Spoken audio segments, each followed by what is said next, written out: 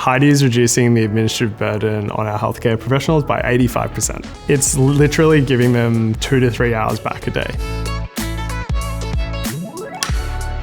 So the documentation that doctors do really hinders their ability to be empathetic. You have to juggle typing what you're hearing, thinking about the case, what is the next question I'm going to ask, what do I think is going on. That causes burnout because you're trying to do too many things. It also means the patient gets a worse experience because you're not making eye contact with them. Heidi is an AI medical scribe that takes on all that documentation burden.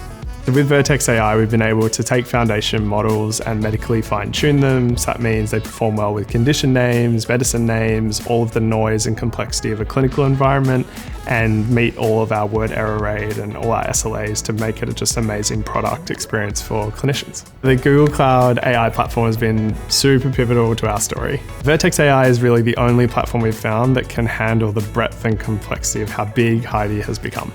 It's helped us in our mission in increasing the capacity of healthcare around the world. AI doesn't replace empathy, it just makes room for it.